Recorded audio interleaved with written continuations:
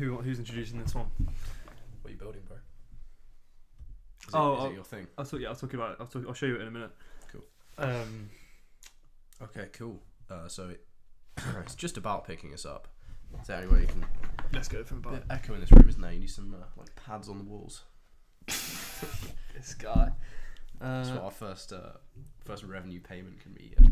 We are on the TikTok Creator Fund. We have earnings of £0 and 0 pence this far. So yes. Yeah. So welcome back to the Get There One Day podcast. We are in my office today. This is the first one. I say office. Podcast recording room. This is the first one that we have done in person. So we've been quiet for a long time podcast wise because we've been so locked in on these productivity hacks that we're now going to review for you guys. So do you want to give a little talk through what we tried to do last month? Yeah, so there were 7 things and the idea was to do them as much as possible. There was one specific week where we said that we were going to absolutely do all of them every day. We'll talk about how that went in a bit. So the first one was cold shower every morning. The second one was meditation. The third one was putting your phone on grayscale. The fourth one was no phone an hour before bed. The fifth one was 1k walk after every meal. And then the sixth one was brush teeth with other hand. And the final one was journaling. So I guess we'll just go through them in order. Yeah, we'll go one by one, see how we got on with them, if we actually managed to keep up with them. First one, cold shower every morning. This is a really common lifestyle hack. I think the idea of it is that it's supposed to shock your immune system. It's like they always say, get the hardest thing in your day out of the way first. I think waking up out of a nice warm bed and then going and exposing yourself to freezing cold water is a good way to sort of get you up and ready for the day. It does also spike your cortisol, which isn't ideal, but I mean, it does definitely get you ready for the day. Did you manage to stick to this for the week? I think I did it for about 5 or 6 out of the 7 days of the week, I'd say. I think I sort of cheated on this one a little bit in that I go to the gym most mornings. That's the first thing I do, and I, instead of having a cold shower, I'd get up, have a hot shower before I went to the gym, and then I'd go to the gym, do my gym session, and then after the gym session we have like an outdoor cold shower. So I'd go and do a minute in there. You still get the cold water shock, but you don't necessarily, it's not the first thing you do in the day, so I don't know if that counts. I don't think it's that good. I don't really think it makes a massive impact. I don't know if you've got a different opinion. I found doing it, getting up and doing it straight away, I would do like a warm shower and then I'd turn it cold at the end, or start it cold and then do a warm shower afterwards, because washing yourself in cold water is either your water's not cold enough or you're just some kind of monster. I found it actually woke me up quite a lot. Getting water on your face. I have tried a bit of just doing my face instead of the whole body, filling the sink up with cold water and then dipping your face in that. Because cold water is meant to be good for your face in terms of, I don't really know the science behind it, but it's meant to get rid of spots and clear you out. Yeah, cleanse your face. So I found it woke me up a lot. I do sometimes do cold showers as well after, if I do a run in the morning, then a cold shower after that is quite nice. Refreshing, yeah. So I think it's in order for you to do this, because this is all about stuff that you can actually do. I don't think getting out of bed and doing a cold shower every morning, I don't think that's something I'd be able to consistently do. Yeah. And so I think if I was doing a run every morning and then doing a cold shower, I think that might encourage me to do it. Yeah, I think especially as you get more into summer as well, if it's going to be a hot morning, sunny, you do a few K running, you're going to get really sweaty and hot and worked up. I think a cold shower after that is actually more inviting than a hot shower. I think there is a bit of bro science involved in this, it's hard, so it must be really good for you. I don't know if it's necessarily the case, but there's definitely benefits of it, otherwise it wouldn't be a thing. So yeah. But I didn't really stick too consistently to this one. If we were going to give it a rating out of 10 in terms of, we're rating it over how it contributes to your productivity and how easy it is to incorporate into your day-to-day life, I'd say it's quite easy to incorporate as long as you've got the mental strength to actually do it. In terms of contributing to your productivity, as you say, it helps with muscle recovery, it helps with cleansing your face out and your skin and all the rest of it. So overall probably a 7 or an 8 out of 10. It's decent, not the best, but if you can stick to it, it's probably worth doing. It's definitely not the worst one on this list for sure. Meditation's the next one up. I don't really know how to meditate. I sort of just sat there and with my eyes closed and just thought, or tried to not think. Just tried to have empty brain and just reflect. Yeah.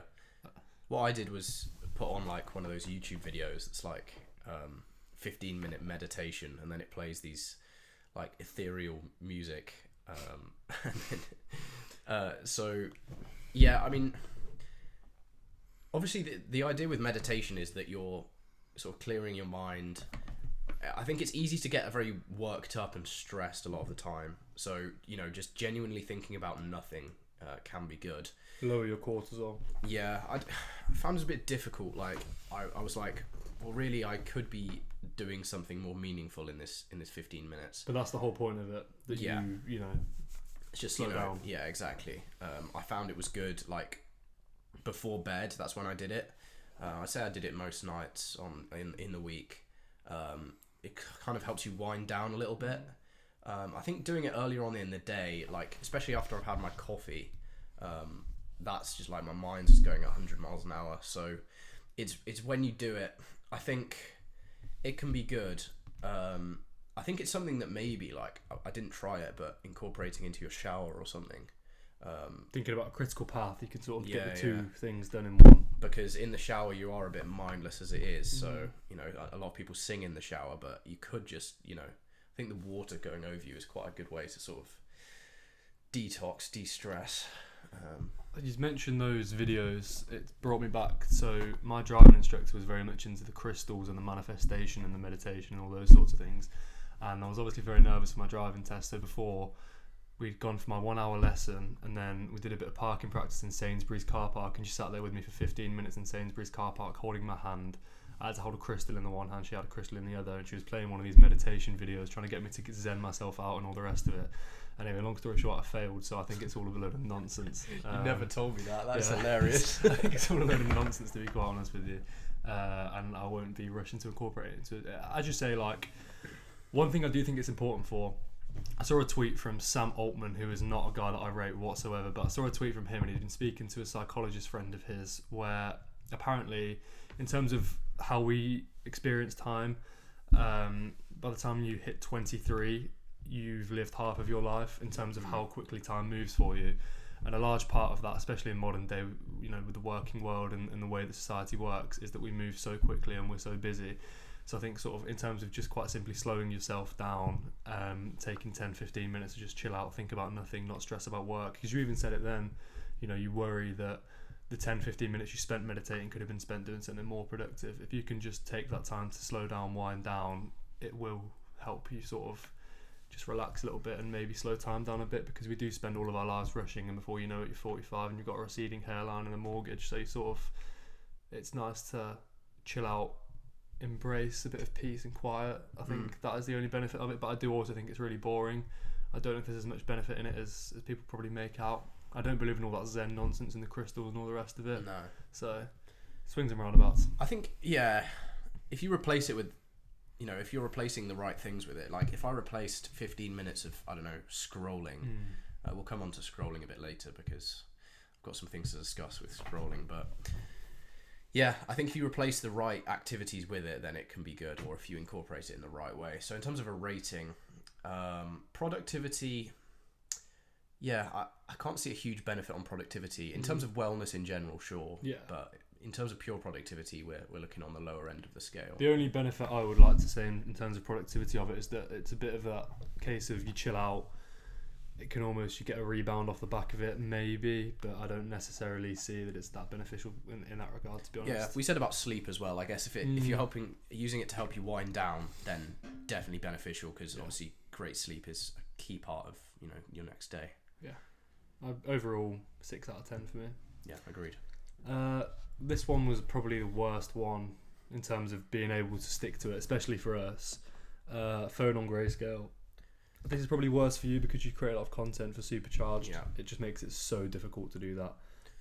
Yeah, so obviously I knew it was a thing before, but got the idea from Alex Hormozy But then I realised he has a whole content team who are making his videos for him. If he was like reviewing his own videos that he'd done, he would not have his phone in grayscale, because you don't want to be looking at your video in grayscale. So whenever I post a video, I can't really be in grayscale. I did post a few in grayscale. I did stick to it for a good maybe 3 days. The quality of the videos you produce when your phone's on grayscale is just like night and day compared to when it isn't. I felt it was a bit of a get out of jail free card, the whole I need to use it for content, because then like stuff that it was genuinely stopping me from doing, like I don't know, playing games on my phone, like it's less fun to play a game in grayscale, and so that actually did dissuade me from playing games on my phone. I literally couldn't have my phone on grayscale for more than a day because I couldn't do New Star Soccer on it, because anyone that's played New Star Soccer will know the only way of differentiating who's on your team and who isn't is the colour. So it was just completely infeasible. But then is that not a good thing? Like you couldn't play it, so yeah. But that's, if in terms of productivity, that's like awesome. You've got work, girlfriend, New Star Soccer, in my opinion. Enough said. Anyway, back to productivity.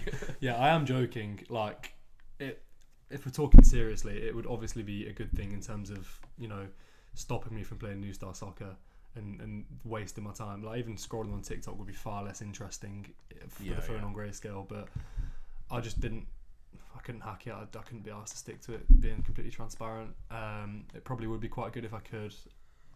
Again, for you, if you could maybe have a way of just creating your content with colour and then the rest of it being on grayscale, you'd probably find your screen time would go down. But yeah, it's a difficult one to stick to. No one's got 2 phones or a content team to produce all their videos for them. It's really difficult. So it's definitely beneficial to productivity in terms of, you know, it's less stimulating and all that, but I'd say it's actually a detriment to productivity in terms of, you know, being a young entrepreneur. As a young person who's grown up with a phone, and, you know, a phone is quite an integral part of what you're doing on a day-to-day basis. Obviously there's the overhead of like all the other stuff you do on your phone, which I do want to cut down on, but I think there's other ways you can do that other than putting your whole phone in grayscale. So yeah, probably 4 out of 10 for that, to be honest. This is a similar one, no phone an hour before bed. I try and do this, like, I try and read my Bible and then just sort of sit and look at the walls before sleeping, like, and just think about my day and unwind. But the problem is I live with my girlfriend. She'll be on her phone watching TikTok or whatever, and then I'll find myself just like, because I can't expect her to go no phone an hour before bed, because it's like, if that, you know, that's unreasonable. So I'll find myself just sitting and watching her TikTok with her, and then if she's watching TikTok, I think, I may as well go on my phone, and then I'll play real cricket 26 for an hour before bed, and by my dopamine receptors are fried, and it stops me from sleeping. So it's just difficult in terms of feasibility again, but I do try and do it anyway. It's just hard to stay consistent with it, similar to the phone on grayscale one. But this, in terms of realised benefits, if you can do it, would be huge, I think. Yeah. Well, I think it's, and we've said 1 hour before bed, I think it's more like, you know, try not to have your phone for as long as possible before you sleep. Because, you know, it's going to get your mind kind of racing a little bit. You know, all that dopamine is not good before you go to bed. So, yeah, I think this is something that I have always done to some degree, and I do try and still do it. It's difficult because I try and listen to a podcast before bed. I think falling asleep with a podcast is maybe still quite stimulating. So it's difficult to do. I do now try and just sort of lie there, and, you know, you can close your eyes and stuff and just sort of think it, like meditation again. Like, I heard if you just stay like quiet and doing nothing for like half an hour, then you reach like a flow state. But then do I want to be in a flow state when I'm about to go to bed? Probably not. They say apparently in the army they teach you that if you just lie still with your eyes closed and focus on staying completely still, don't move a muscle for like 5 minutes, you just fall asleep naturally. So yeah, but again, easier said than done, because we get all fidgety and whatnot. Yeah, we both have girlfriends, so, you know, they're going to do their own thing. You're going to want to spend time with them as well. Like, before bed is often the time that I can spend with my girlfriend, you know, watching a movie or whatever. So it's a balancing act. We're not hating on this one at all, to be honest. No. It's more just, you know, this is probably, actually, looking at this list, definitely in contention for the number 1 spot. It's just, again, difficult to actually do. So I don't know. I'd say set yourself a realistic goal for this one. Yeah. Cool. Yeah. So that's wait. the fourth one. Let's just stop for a second. I'm just gonna fill out these. Yeah. Okay. What did we give meditation? A 7 as well. I think it was a 6. 6. Phone and grace goals at 4. 4. Did we rate no phone an hour before bed? So we can do a ranking at the end. No, we haven't rated it yet. So, yeah, overall for this one, again, it depends on your circumstances. Like, if it's feasible for you to do it, definitely do it. If you've got a girlfriend or, I don't know what else could make you need to use your phone an hour before bed. But, you know, if there are circumstances that dictate that are genuinely more or less unavoidable, then understandable. But if you can do it, I'd definitely say do it. In terms of feasibility, it brings the score down, but it's definitely good for you, so I'm probably leaning towards 7 or an 8. Yeah, I'd say 8 probably. 8. Cool. Yeah. So number 5 is doing a 1 kilometre walk after every meal. Now, we said after every meal. This was quite hard to stick to. I did stick to it for a good few days, maybe 3 or 4 days, doing it after every meal. I'd say try and like tie it in with stuff. Like taking time out of your day to do a kilometre walk after every meal, that is quite a big chunk of your day. So if you can, you know, be doing something while you're walking, or maybe just be walking somewhere. Like, for example, if I need to go to the shops after breakfast, then that can count as my kilometre walk. So I found quite a lot of benefit doing that, where I'm actually walking somewhere rather than just aimlessly walking, because it is really good in terms of metabolism, right? Yeah, it really aids digestion. I should say in terms of metabolism, just speeds up your metabolism massively, so that it's just easier to stay lean, basically, in the long term. And I think it just makes you feel better as well. Like if you feel after a big meal, you know, you feel a little bit bloated. Yeah. A little walk, time in nature. It's just good for you mentally, physically. There's a million benefits of it. Again, that's the only problem. It's difficult in terms of actually getting it done, especially if you're in winter and you've had dinner and it's like 7 p.m. and it's -3 and raining outside. You don't really want to go for a 1 kilometre walk. So that's again where the feasibility of it becomes an issue. But this time of year, spring, summer, it's really lovely, and Yeah. I just try and do it anyway. As I say, it's not always feasible. But like if you've got a dog, for example, take your dog for a walk. Like tie it in with something that you need to do. If you've got a phone call that you have to make it while you're out on your walk. Do you know what I mean? Then you can. We talk about this critical path. You can tie other things in with it. Yeah, I think. I mean, we need to debate whether that is a replacement to genuine cardio exercise. Probably not. So then, I don't think a kilometre of walking is enough. No, but then it's 3K over a day, right? So it's not bad. I'd say if you're like, you know, if you're obese or if you aren't very good cardiovascularly, or maybe if you're ill, because I've been ill quite a lot recently, going on a 1K walk is not very high friction. Like you can do that even if you feel ill. Whereas, you know, the chances of you going on a run in the morning when you wake up, when you feel groggy and ill, it is unlikely. So it's kind of that middle ground where you're still doing a bit of exercise, still keeping active, but it's obviously not a cardio day. That's another thing. Like you probably won't do cardio every day. No. Whereas you probably would do this every day. I mean, walking 3K, depending on how much you weigh and your metabolism and all the rest of it, you're probably not going to burn many more than 200 calories. No. In terms of calorie burning, no. But it is just good. Like it will get your heart rate up a little bit. It gets you in fresh air.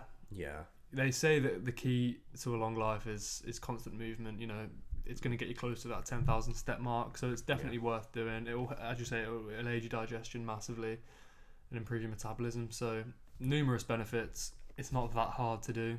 Even if you work in an office, like after lunch, you can just get up and go for a walk. Unless you work in a really strict office, you can just get up and go and have a little wander. So I'd rate this one highly. I think 8.5 for me. Yeah, I'm still a bit undecided.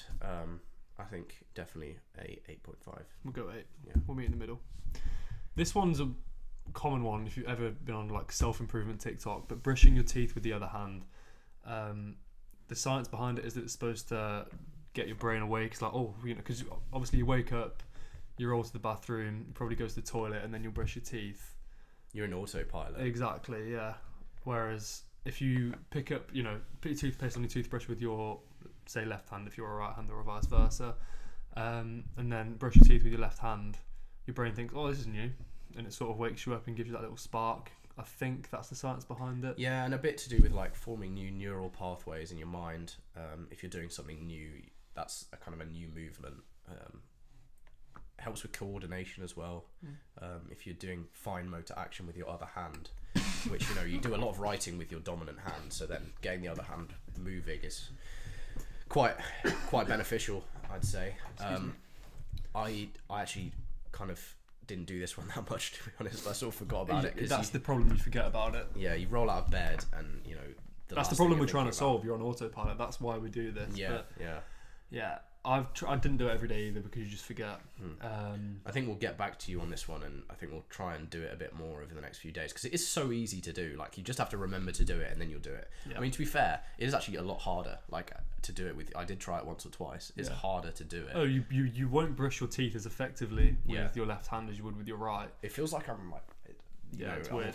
You might want to do it for the first minute and then do the rest of it with your right hand or whatever, depending on what your dominant hand is. Just to sort of make sure you actually brush your teeth properly, because as much as this building new neural pathways is important, you also need to make sure you've got clean teeth. So I think the fact that you're focusing on it more might help you brush your teeth. If you're one of those people, which I sometimes am, to be fair, where you get there, you brush your teeth a little bit, and then you're like, okay, right, moving on, and don't do the 2 minutes. I think if you're more conscious about it using your other hand, I think that can help as well to get a better brush. So for that one, rating hard to rate, isn't it? Yeah, rating's going to change. I don't think it's as beneficial as the other stuff because it is a bit of a minor thing. You can't expect to be a new human, a reinvented person just by brushing your teeth with the other hand. So I'd maybe put it like a 6 or a 7. Anyway, 6.5, we'll give that one. Just because you're most likely to forget. Journaling. I don't know, man. Like, so I did Spanish GCSE and A-level, and I'd spent a lot of time in Spain growing up, so I can speak a decent bit of Spanish. Since leaving school, I've struggled to keep it up, so I found myself doing a bit of journaling in Spanish, trying to do that most days.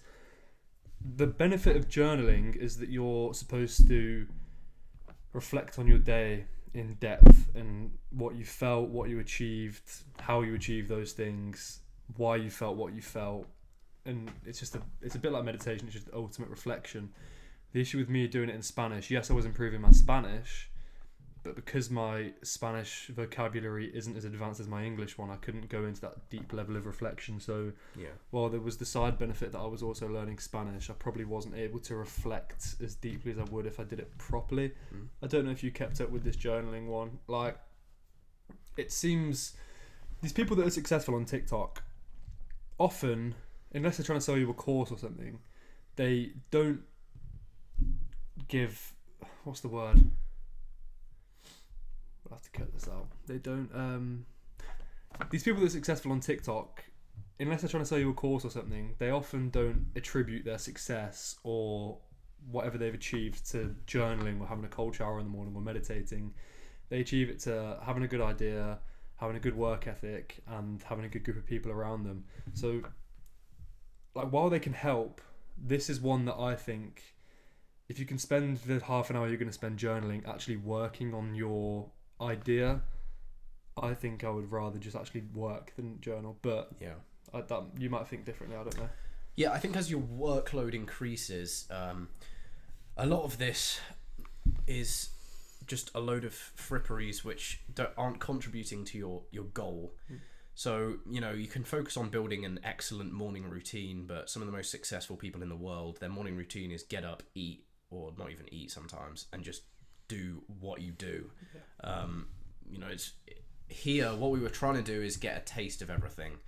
I found that doing all of these things was like way too much in a day because you're focusing more on doing these things than you are on actually doing what you need to do. And at that point, it becomes counterproductive.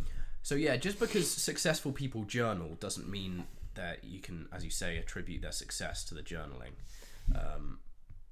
The thing is, we're fairly similar in that we're both trying to focus on building our own things, working a job in my case, or uni in your case, keeping up our relationships with our girlfriends, our families, our friends, the podcast to an extent. We have obviously our fitness as well. We have fingers in so many different pies. We're already spread quite thin, and that's probably the same for quite a lot of listeners. So it's difficult sometimes to take time out of your day to meditate for 20 minutes or journal for 20 minutes or go for a 1 kilometre walk. As much as I think that's a really good thing to do for your fitness, etc., it's not necessarily easy to fit in that in your day. And I do think as much as you should try and fit these things in where you can, if it's a trade-off between doing a bit of crucial work on your business or getting that uni assignment in or going to the gym, I think you should probably choose those things over these hacks, because as we say, these people that are successful don't attribute their success to these things. The only case in which you see people do that are people on TikTok who want views. Exactly, yeah, and it's buzzwords. So yeah, that's not to say don't do them. That's to say if there's a trade-off, these shouldn't be your priority. These are almost side benefits. They're additives as opposed to the actual reason that you're going to be successful. Yeah, so we're trying to rate these to give you an idea of what you might want to implement. However, they might be totally different for you. You might genuinely start having cold showers and find it entirely transformative for your energy. Quite a lot of it is about just like energy and mood, because you know, if you're not in the frame of mind to do work, you're not going to do work. It's very easy to just skip, especially at our age when you're at uni or working from home. It's very easy to, you know, just not work on a day. So if you've got a routine which will get you in the zone for that, then I guess that's a good thing. We talk about routine. It is important to have a routine. So, you know, breaking that routine by brushing your teeth in another hand is quite a thing to do.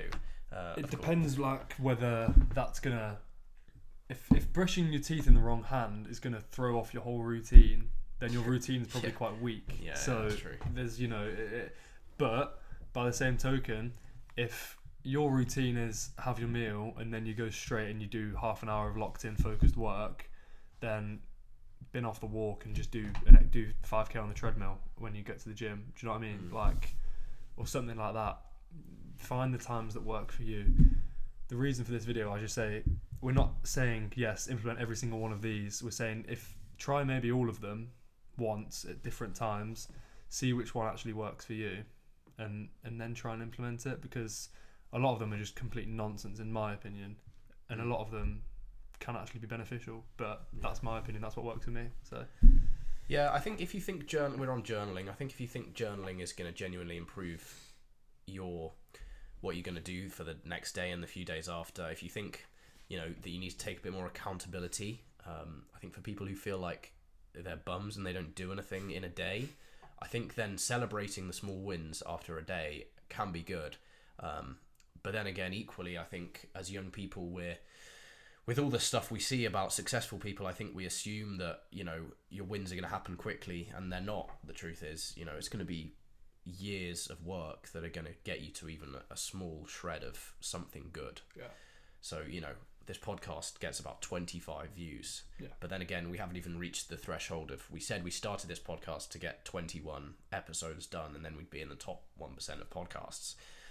This is episode 9 maybe. Yeah. So we're a third of the way there, and we're 3 months in. Yeah, and it takes time. You know, we have barely any listeners who are going to listen to every single episode.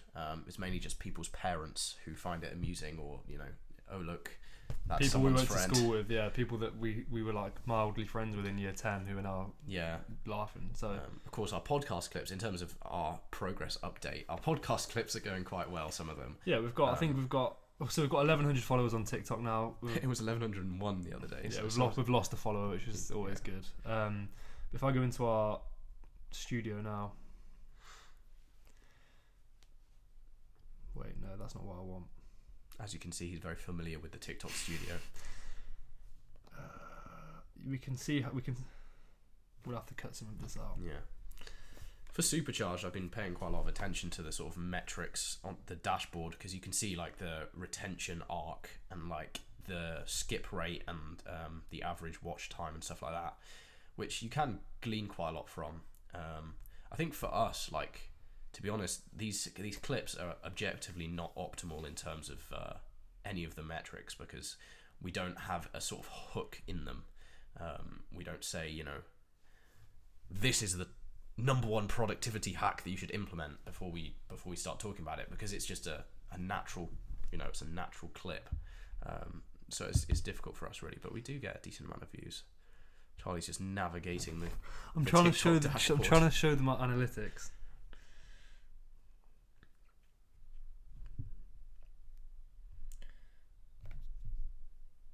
So we've been doing it for 3 months almost. It was start of Jan. We're recording this on the 3rd of April, so we've been doing it for almost 3 months to the day. In that time, we have gained 86,266 views, reached 78,712 people, and 2,105 people have viewed our profile. We've garnered 1,975 likes, 119 comments, and 193 shares. Now, as we say, the shares are so high because we've got people that we went to school with just sending it to their mates and taking the mick. And I'm pretty sure it counts as a share if you just put it on your own story. Yeah, so a lot of those shares are just us sharing our own posts. Yeah, exactly. Or reposting it on our personal accounts, our girlfriends reposting them, etc. Yeah. 25 people have clicked the link tree in our bio to take them to a full episode. So off 86,266 views, we've had 25 people go to listen to a full episode. So the point, we're not saying this to say we're just washed at podcasting, because we will get there one day. That's partly the case. Yeah, we are, yeah. But as I say, we'll get there one day. The point we're making is it's not just going to go from you being a bum to mega successful overnight. You've got to stay consistent. You have to improve. You have to actually take steps to improve as well. Like we started just using screen recording a Zoom call and sort of hoping for the best and putting it all together. Now we're uploading we're recording individual videos. We've got microphones. We're editing it properly. So we're taking these small attritional steps to actually build it up and get better. This is just us using an example which is common to us. It's the same for anything. If you're trying to build your own business, the first website that you make for your business might be terrible, but you learn and you build it up. It's not going to go from 0 to 100 overnight, and the reason that people that are successful is because they didn't give up after the first failure. Yeah, there's a lot of failure, and you're not going to start at 100. You can watch as many videos about starting a business as you like, but until you actually start the business, you're not going to have a clue what it's like. I've been through 5 businesses, and most of them have failed or not done very well. We've had a few together, and you learn things from it. You learn not to pay for 2 years of Shopify when you've only got one sale. Those direct debits only just stopped leaving my account. So I think I've spent, £5 a month for 24 months, so £110 on £120, yeah, on Shopify when we sold. For I think one sale of £30. Yeah, so you know what I mean. Do the maths. Yeah, so you're gonna learn things. It's very easy when you start a business to get really excited and overzealous like we did, and incorporate your company on Company's House for £50 each, and buy a 2-year Shopify plan which is going to cost you £120. Just take it slow and steady. Don't go all in. We've had a lot of things together which have sort of been mildly successful, and I feel like with the one that we were just referencing, if we stuck at it, it probably could have had some sort of success. So yeah, we were just looking at how many followers we had on TikTok. We had a rugby account and a football account and a general training account. And a general account. The general account was quite new, and we never really took off with that because we didn't know what to do with it. But the football one had 1.1.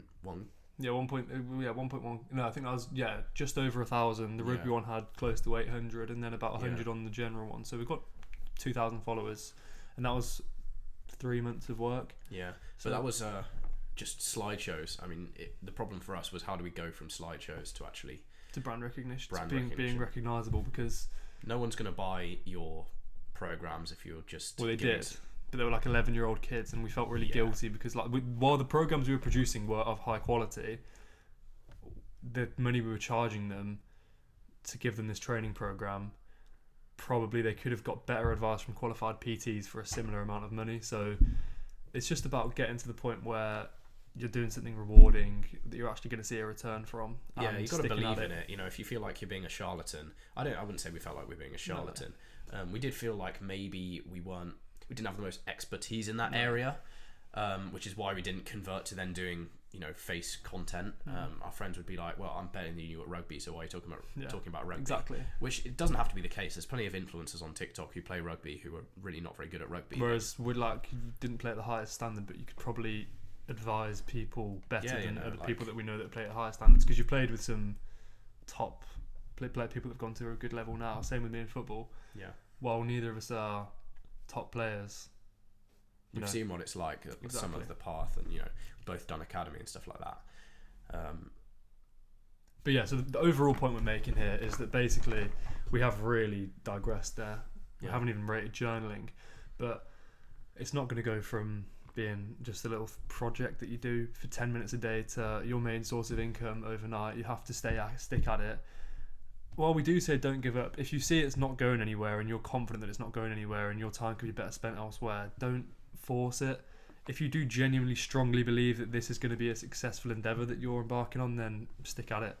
But if you're in two minds and you're not really committed to it, don't waste your time. Move on to something new. You've got to be quite cutthroat, I think. Yeah, the time for everything ends. Like with my tutoring company, I've not ended it. There are outgoings, like the website now is hosting is about 150 quid. So there's going to come a time where, that website, that 150 quid I've paid for this year, I don't think we've signed a single client since then. I've got existing clients, so it's still ticking over, but do I need a website for that? Probably not. And did we need to set up a PLC, a private limited company, LTD. LTD, before we even sold anything? Probably not. And then the reason we closed down the Train for All, it was an incorporated LTD, as we say. It cost us £50 each to incorporate, if I recall. Yeah. Which we thought, we'll recoup that in a week, because, as I say, we were overzealous, thinking this business was going to be really successful when we sold probably 6 programs in the whole thing.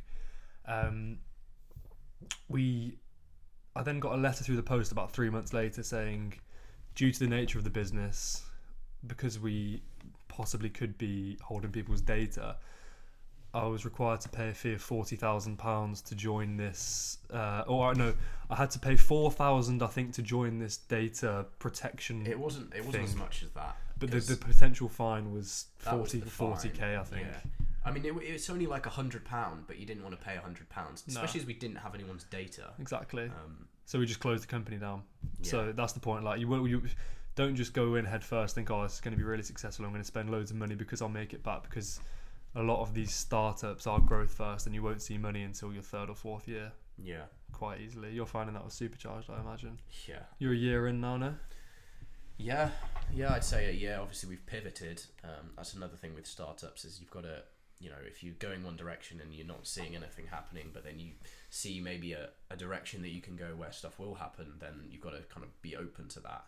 I guess it's easier to do when you're not getting any money at all. It's easy to kind of change your mind. You do need to have some conviction, and that's something that I'm working on as well. Is when do I know? I think it's knowing in your heart that that's something that you would use, and that's something that you think other people would genuinely commit to in the future. Yeah. Having a strong mission is definitely important. Yeah. So rating journaling after all that, we've just shown that reflecting is quite important. Yeah. Because for us, that was just that's been 10-15 minutes of reflection. So, yeah, exactly. And that journaling doesn't have to be sitting down and writing it in a diary. Journaling, really, it can be just sitting and having a think about your day. It can be talking to your mate, talking to your girlfriend, talking to your parents. It can even be praying and just talking about, it can be literally anything and having this conversation. So I actually think it's really good. I just spoke about how I didn't rate it, but then we had this conversation. Yeah. It's really important to reflect and to study yourself. So I think as a content creator, we have the opportunity to journal in that way. So I think you'll probably be seeing a bit more of that from us, of just kind of reflecting, seeing how we're going, sharing, being honest with you about our process of building this, because it's slow going. It's a bit of a slog, and fitting it in amongst everything else we're doing. Yeah. Which is why it's been so quiet for a month, best part of. But we do think that this is a viewpoint that not many people get to see.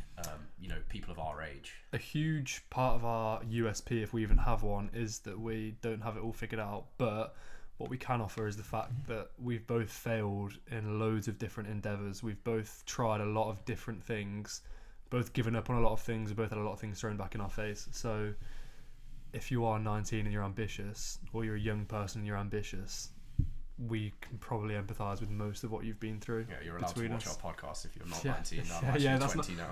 Oh yeah, of course. We need to change our bio. Yeah. But the point we're trying to make here is that reflection is massive, and you'll probably see more and more of us just sitting and reflecting and having this chat. So if we count that as journaling, I think journaling's strong, and I think we can push that up to probably an 8.5. Yeah, it was gonna be a 5. Yeah, I thought it was washed like 15 minutes ago, but I've had a change of heart.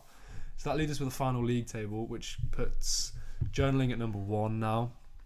Joint second is the 1K walk after every meal and the no phone 1 hour before bed. Again, probably both really good things if you can do them. They're just limited by their feasibility. Followed by a cold shower every morning, because it does wake you up. Yeah, I found that was one of the ones that I genuinely noticed in terms of pure productivity, because quite a lot of these are maybe more delving into the fitness side of it, or different, the wellness side or whatever. So yeah, pure productivity wise, that one was pretty good. You've done the hardest thing that you're going to do, probably the hardest thing if you're going to do. You can then think, oh well, how hard can doing half an hour of work can be if I've just exposed myself to cold water. Yeah. That's followed by meditation. It's similar to journaling. You probably do find yourself doing a bit of self-reflection. Yeah, they're a bit similar, aren't they, really? And then the phone on grayscale is a 4 bottom, because it's just... Yeah, find another way hard to stimulate yourself less. Screen time's better. If you need to turn on grayscale to encourage yourself to not go on your phone, you need to just go on your phone less. Yeah, genuinely. Yeah, put it down, put it away, put it on the side while you're working. Yeah. Yesterday I had to throw my phone on the bed whilst I was working because I kept noticing I was picking it up. If you just chuck it away, then you've got to make a conscious effort to stand up, walk over, and pick it up. And you'll feel bad about yourself every step you take towards that phone. So that helps. Just physical distance. Have it in another room, even. Yeah, exactly. Yeah. So that's our ranking. I think overall the main point we're trying to drive home here is that these are all supplements. These aren't gonna be the reason you're successful. Journaling, we've found, reflecting on yourself, studying your successes and your failures and your behaviours, can be really, really important and really beneficial. But I think overall, the thing that's going to make you successful is having a good idea, work ethic, being humble enough to seek help from the people around you. Like I've got something that I'm working on at the moment. I've got George around today because he's going to have a look at the website side of things for me, because I'm just clueless. So, being humble enough to seek that help, and using the resources that you've got at your disposal as effectively as possible. I think they're going to be more impactful than having a cold shower every morning, but those things can contribute to a productive lifestyle. Absolutely. I think that's all we've got for you today, guys. Yeah. Thanks for listening. We'll be more consistent now, I promise. Cheers. Bye. Bye.